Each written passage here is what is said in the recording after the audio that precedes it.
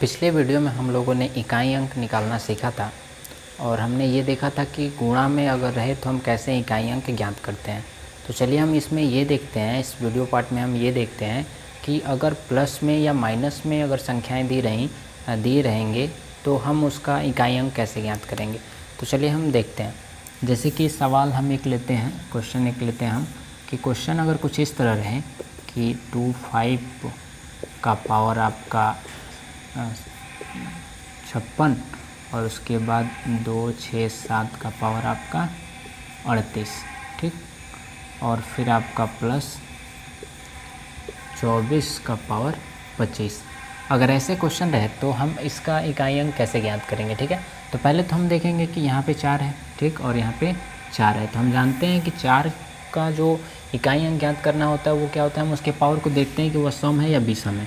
अगर सम है तो क्या होगा, अगर सम रहेगा तो 6 हो जाएगा और अगर विषम रहेगा तो कितना हो जाएगा, 4 हो जाएगा, वही संख्या हो जाएगी। ठीक है, तो हम देखते हैं कि ये क्या है, सम है। तो सम है तो क्या हो जाएगा, इसका इकाई अंक 6 हो जाएगा। ठीक है, उसके बाद हम देखते हैं 7 का। तो 7 का क्या होता है, तो 7 का रूल होता है कि हम 4 से भाग देकर देखते हैं। ठीक है, पिछले वीडियो अगर आप लोगों ने नहीं देखा हो तो जाकर देख लीजिए उसे, क्योंकि उसी में मैंने सारे रूल्स बताए हुए हैं। ठीक है, तो 7 जो होता है हम क्या करते हैं, 7 के लिए उसके पावर में 4 से भाग देते हैं। अगर किस संख्या का इकाई अंक 7 है और उस पर पावर है तो उसका इकाई अंक ज्ञात करने के लिए हम क्या करते हैं, उसमें 4 से भाग देते हैं।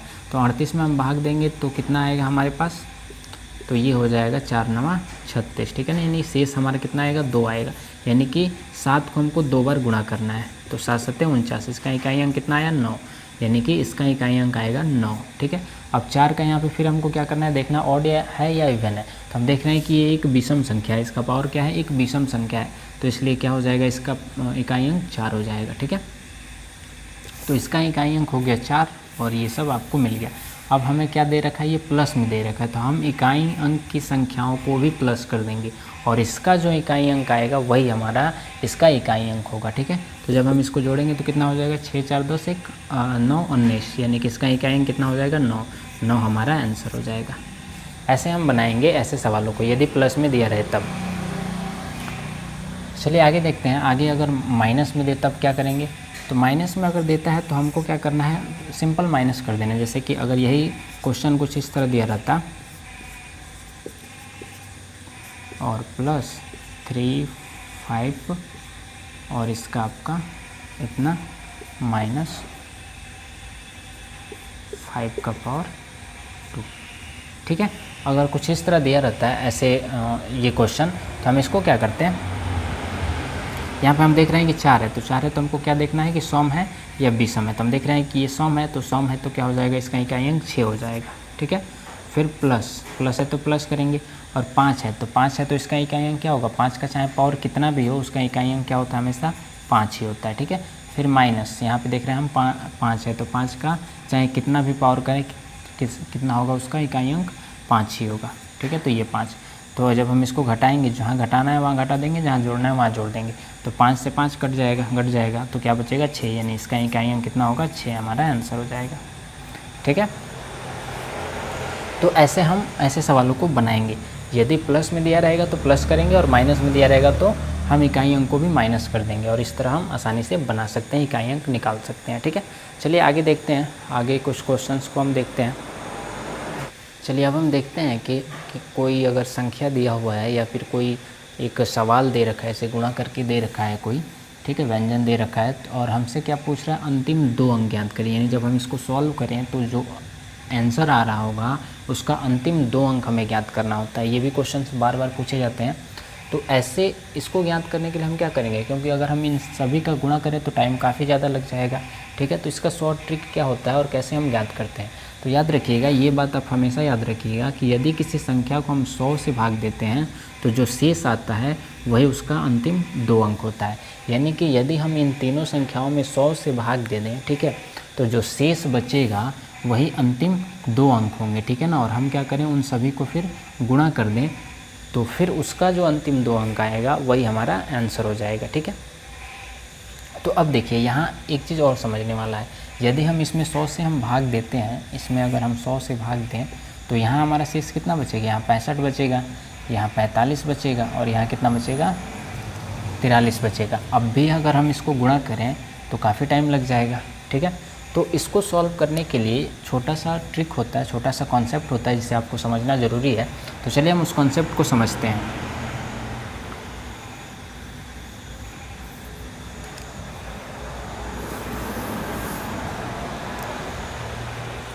ध्यान से समझिए, देखिए अगर हम किसी संख्या को भाग देते हैं, मान के चलिए कि हम किसी संख्या को, इसमें हमने भाग दिया है, हम इसमें 10 से भाग देते हैं, ठीक है।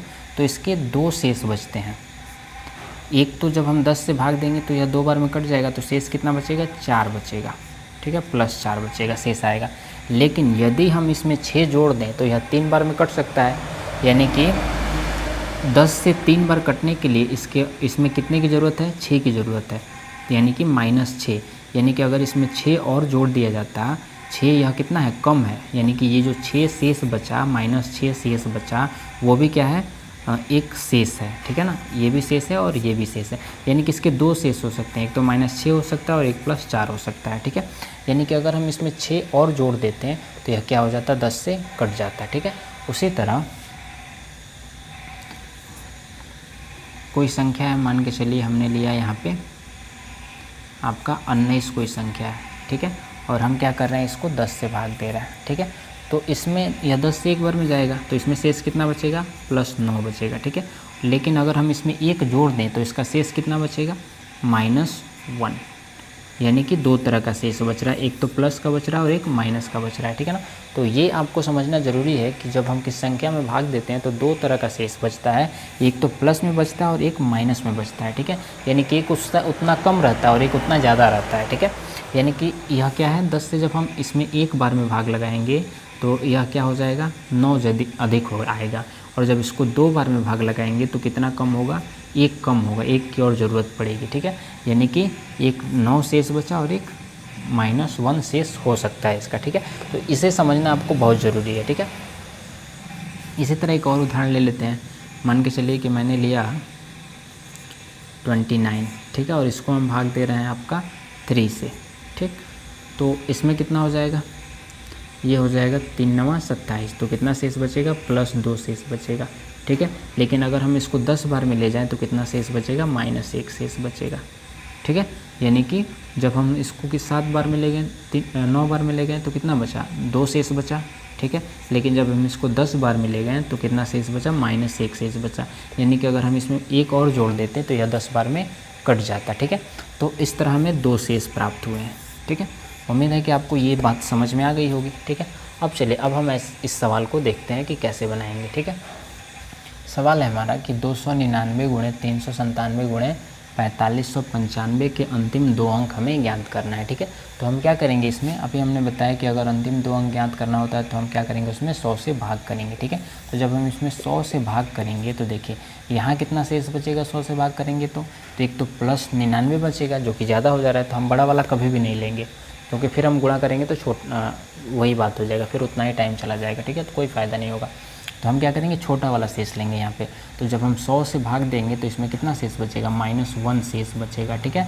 जब हम इसमें 100 से भाग देंगे तो इसमें कितना बचेगा, -3 बचेगा, ठीक है ना, क्योंकि यहाँ पे 97 है, तो 100 से भाग लगने के लिए दोनों अंक 0 होने चाहिए, अंतिम 2 अंक 0 होने चाहिए। अगर अंतिम 2 अंक 0 है तो उसमें 100 से भाग लग जाएगा, ठीक है। तो यहाँ पे कितना बचेगा, -3, यहाँ पे कितना बचेगा, तो यहाँ बचेगा -5, ठीक है। तो हम देख रहे हैं कि यहाँ -1 बचा, -3 यहाँ पे बचा और यहाँ पे -5 बचा। अब हम क्या करेंगे, इन तीनों को गुणा कर देंगे तो कितना आएगा, -1 -3 +3 हो गया, और +3, और फिर हम क्या करेंगे, +3 में -5 से गुणा करेंगे तो कितना हो जाएगा, 3 × 15, यानी कि -15, ठीक है। तो ये जो -15 आया, तो माइनस में तो आएगा नहीं अंतिम 2 संख्या, तो हम क्या करेंगे, इसको 100 में घटा देंगे। 100 में जब -15 घटाएंगे तो कितना आएगा, तो ये आएगा आपका 85, ठीक है। तो यही अंतिम अंक होगा, यही हमारा आंसर हो जाएगा, यानी जो 85 होगा वही हमारा इसका अंतिम 2 अंक होगा, ठीक है।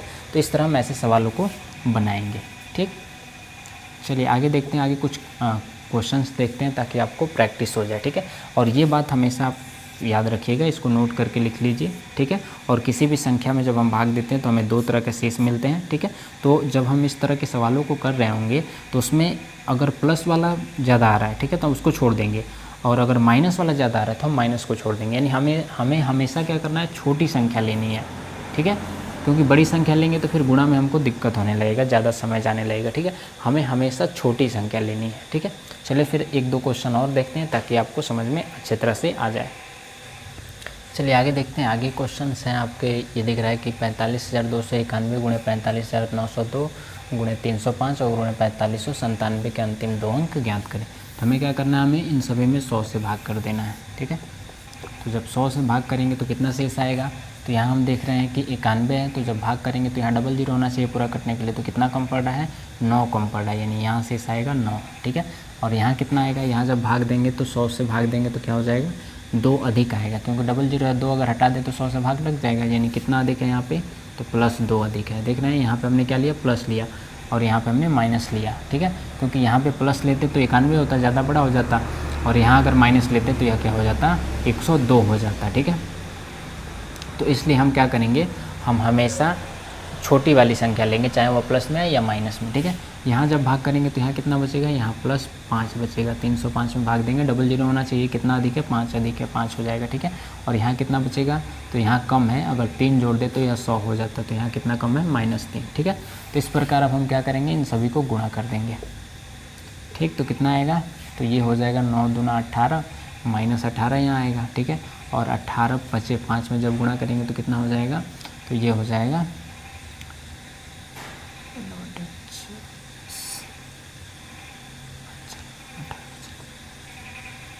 तो ये हो जाएगा 18 पचे 90, किस में आएगा, माइनस में ही आएगा, ठीक है।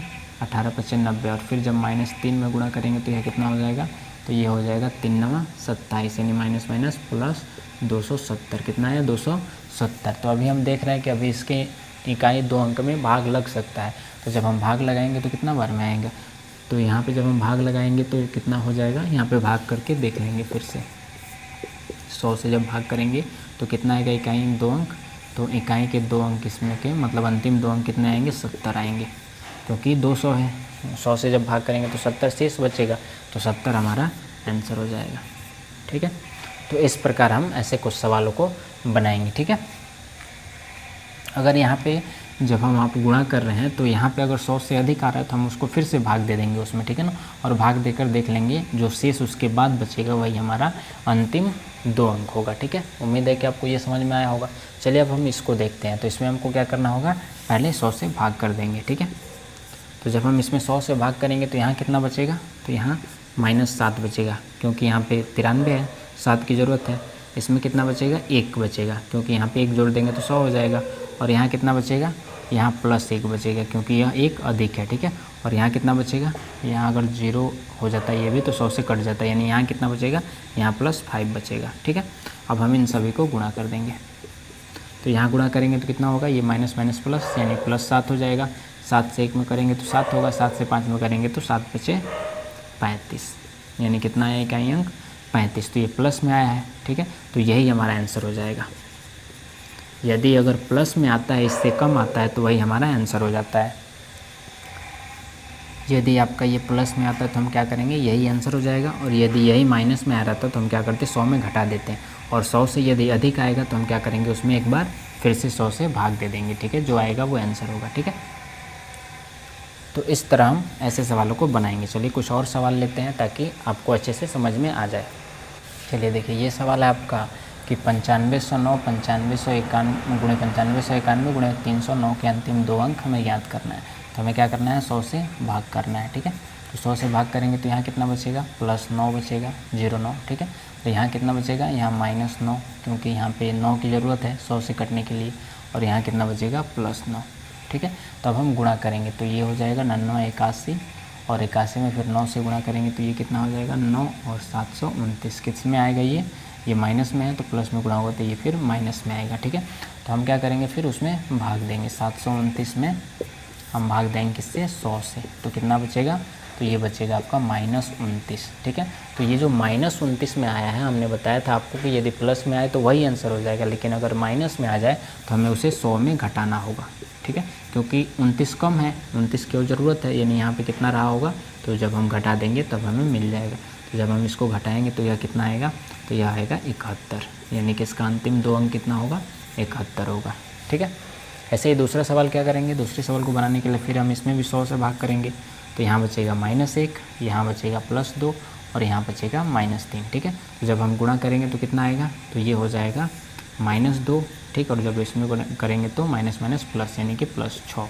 ठीक है, तो जब +6 बचा तो यहाँ पे इसका आंसर क्या आएगा, तो यहाँ हम +6 को अंतिम 2 अंक याद करना है, तो +6 नहीं लिखेंगे बल्कि 06 हो जाएगा। कितना हो जाएगा, 06। क्योंकि अगर सिंगल आ रहा है 100 से भाग देने पर अगर सिंगल अंक आ रहा है तो इसका मतलब ये है कि हमें क्या करना है, उसके पहले एक 0 लगा देना, उसके पहले एक 0 है। क्योंकि जब हम इसमें भाग देते तो कितना बचता, इसमें जब भाग देते हैं तो शेष कितना बचता हमारा, 0,2 बचता। ठीक है, +02। ठीक है, तो ये सिंपल याद रखिए आप कि अगर आप जब भाग दे रहे हैं और एक डिजिट आ रहा है, एक अंक आ रहा है, ठीक है, तो हम क्या करना है, उसके पहले हमें 0 लगा देना है, वही हमारा आंसर हो जाएगा। ठीक है, तो इस तरह हम ऐसे सवालों को बनाएंगे और ऐसे सवाल काफ़ी ज़्यादा पूछे जाते हैं। ठीक है, तो उम्मीद है कि अब आपको ऐसे सवालों में कहीं दिक्कत नहीं होगा, आसानी से आप ऐसे सवालों को बना लेंगे। ठीक है, तो चलिए फिर हम मिलते हैं अगले वीडियो में, जो नंबर सिस्टम के अगले क्वेश्चंस, कुछ और क्वेश्चंस के साथ हम मिलते हैं फिर अगले वीडियो में। ठीक है, साथ ही यदि आपको वीडियो पसंद आए तो वीडियो को लाइक कर दें और साथ ही चैनल को सब्सक्राइब कर दें। ठीक है, और साथ ही यदि आप डेली क्यूज देना चाहते हैं या PDF नोट्स चाहते हैं तो लिंक आपका टेलीग्राम ग्रुप का लिंक जो है डिस्क्रिप्शन में दिया गया है, उससे आप ज्वाइन हो जाएं। ठीक।